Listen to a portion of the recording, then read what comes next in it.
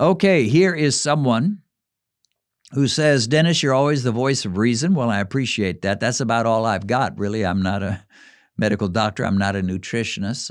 I've done a lot of reading, so I do have some knowledge from my reading, and I interact with thousands of diabetics, and I hear their stories. So I guess I've got quite a bit more insight into diabetes as a result of all that. Anyway, he says, you put into words what I think about alcohol.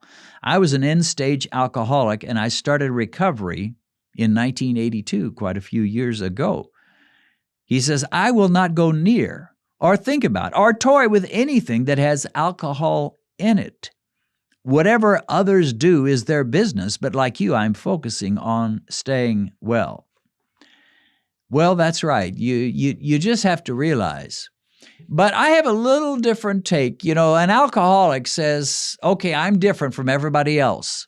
I'm an alcoholic, so I can't go near alcohol. Well, yeah, that's true. You can't if you're an alcoholic. But when it comes to diabetes, I don't quite see it the same way in this respect. I don't say, well, I'm diabetic or I have diabetic tendencies. I'm not like everybody else. The reality is we're all pretty much in the same boat. Some are just further along than others. And I've used the illustration about everybody in the whole country gets up and starts walking toward Canada. Some are going to get there faster than others. If you live in Detroit, Michigan, you're going to get to Canada a whole lot faster than if you live in the panhandle of Texas or way down in Brownsville somewhere. But we're all marching the same way. So there are some people that are insulin resistant. They're becoming more insulin resistant, but the doc will never tell them they have diabetes because their A1C is below 6.5. So in that sense, I don't see myself as, well, you're diabetic or you have diabetic tendency, even though my numbers aren't anywhere near diabetes. But I don't think of myself as being all that different. I think almost everybody that eats a standard diet eats a lot of carbs, and as you get older, you're just going to get weaker. Your metabolic system is going to begin to break down, but for some it happens faster than others. Some have more of a tendency than others. So the way I see it, I don't look at myself as, well, I can't go back, but boy, a lot of others sure can get away with it. No, they're really not getting away with it. They're having issues of their own.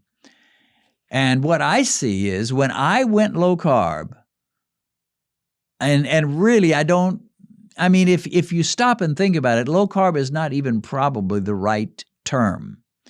It should be normal carb, or we could call it Norm-Carb. Because when we go low carb, we're just getting back to eating naturally the way human beings are supposed to eat. We were never made to stuff ourselves with chips and pastries and all kinds of bread and high starch foods and high sugar foods and white flour foods and sugar and more sugar, pounds and pounds of sugar every year, every month. We were never made for that. So what we call a low-carb diet is not really low-carb at all. It's Norm-Carb, normal carb.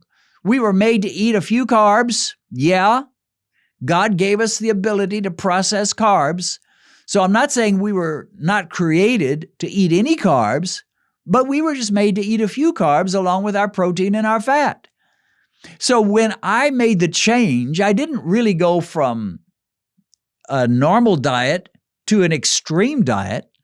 I went from an extreme diet, high sugar, high starch, high processed foods, high bread, high sugar, an extremely bad diet to a normal diet. This is how we humans are supposed to live. I just got smart. So that affects your mentality. You don't say to yourself, oh, poor me, I can't eat the normal way. If I could ever eat normal, I know I'd be healed of diabetes, but I can't eat normal. Poor me. No, those guys, the standard American diet, standard British diet, standard African diet, standard Japanese diet, those guys that eat normal, high sugar, high starch, high junk, high processed food, they're eating the extreme diet. Once you go low carb and cut out all that junk or lower it way down, welcome to normal eating, a normal diet. As Dr. Barry says, the proper human diet. We were not made to eat the way most people eat these days. So, Anyway, he says, well, I feel like an alcoholic. But the truth is some people can drink a glass of wine here and there and they'll never be an alcoholic. But hardly any of us can eat the standard diet and avoid some form of insulin resistance. Now, you may not ever make it to a full diabetic diagnosis, but you'll be moving on up the ladder and you may die of a heart attack, and it may be due to insulin resistance, even though you never crossed that 6.5 A1C boundary. Here is a question about cauliflower crust, talking about, I imagine, pizzas. And you can buy cauliflower crust in almost every supermarket in America. I can't speak about other countries, but in America, almost any grocery store is going to have a cauliflower crust. Beware! Let me say it again, beware. And this is where you got to be good readers of the nutritional info. One time I was at Walmart and I looked at they had several different cauliflower crusts, and as I recall, they were almost all bad. And what I mean by that is not that cauliflower crust is a bad idea. It's actually a good idea. And there are some good YouTube videos about how to make your own cauliflower crust, which is the smartest way. But the ones you buy in the store often have all kinds of wheat. And in fact, they have more wheat than they do cauliflower. But because they put in a little bit of cauliflower, they can call it a cauliflower crust. Technically, it's true. It's a crust and it has cauliflower. But it is not mostly cauliflower, it's mostly wheat. And when you compare these so-called cauliflower crust pizza bases with a regular pizza base that just doesn't even brag about cauliflower, there's not much difference, hardly any. There may be a few that you can buy that are real cauliflower crust, but not many. So, check out the nutritional information. Smartest thing is make it yourself, but if you can't do that, then find one in the store that really does have low carb, because most of them don't. Okay, here is an individual who says, sadly, here in Australia, our eating habits are much the same as America. Well, that doesn't surprise me. I've heard from lots of Australians about this. Junk, much the same as in America. Junk food is spreading all over the world. I mean, it's everywhere. And even in places you wouldn't suppose. You might suppose in Africa, and a lot of these people are not very well, they don't have a lot of money. But they've got junk food in their shops and little candies and pastries and so forth, plus a lot of white flour products, plus they eat a lot of rice. And they'll have their fufu or their posha. If you're in Uganda, you call it posha. And ugali in Kenya and Tanzania. And these are just grains. In fact, they're worse than grains because it's been mashed up, so it's going to hit your blood sugar in a hurry. So, the junk food is everywhere. And it's amazing to me that as much as we emphasize fitness and health and healthy diets, our world, including America for sure, doesn't eat very healthy. I saw a video the other day. Actually, I think it was on TV. They interviewed a guy, and he was supposed to be kind of a fitness guru, and he was very buff, very muscular guy. And he talked about the importance of starting your day right, and you drink some kind of special water, and you get up and you do this and you do that. He had his little technique of how you get through your morning, and with him, that was, apparently a big deal because that's all he talked about. Now, he had a book out, and apparently his book does talk about diet, but he didn't mention it in the interview at all. He just talked about starting your morning out right with drinking some water, waking up your system, doing certain exercises. And I thought, is that the best you're going to tell us? Is just start your morning out by drinking a special water and do some exercises?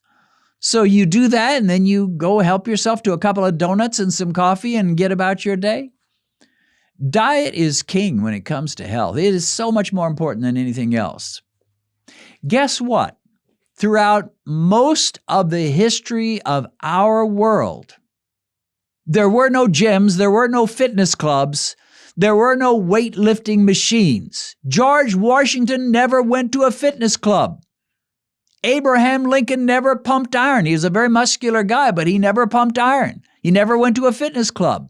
And I don't think he ever jogged. He worked hard for sure, but he never went to a fitness club. And yet these people, many of them, lived to an old age. And they didn't get heart attacks at the rate we do today. And they did not get diabetes at the rate we do today. So there must be something wrong here. They did work hard. They did walk a lot. And so they were much more physical, and that does help.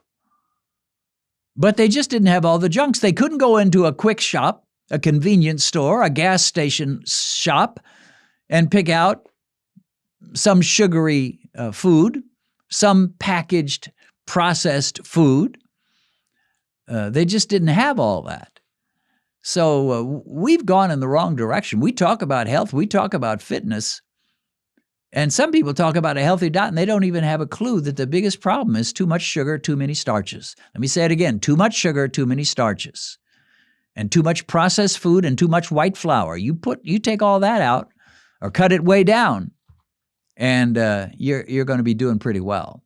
But if you don't, you can drink all the fancy water you want when you wake up in the morning. It's not going to do you much good, my friend. Probably most of you know my wife Benedicta, but few of you know the amazing paths God has led her to bring her to where she is today. Benedicta was orphaned at an early age and lived with an elderly stepmother growing to adolescence. They were so poor, Benedicta had to drop out of school and sell food door to door for them to survive. As a teen, Benedicta got a job as a housemaid, which developed into a nightmare. She was required to cook, clean, wash, take care of the children, and she had to get up at 4 a.m. every day just to get her work started. Worse than that, she was frequently beaten. At around 20, she moved to the huge city of Lagos, where she started her own little business. Sometimes she prospered, but at other times she nearly starved and went days at a time without eating. At one point, she became so sick she passed out in her room and nearly died. She found herself outside of her body, and she was able to see the splendors of heaven until she was sent back with a command to share her story. One day, however, her life changed when an American evangelist came to her community to preach. And of course, that was me. The rest, as they say, is history. Benedicta has shared her life story in a recently published autobiography, and you can get it on Amazon as either an ebook or a paperback. A link to this book on Amazon is in the description.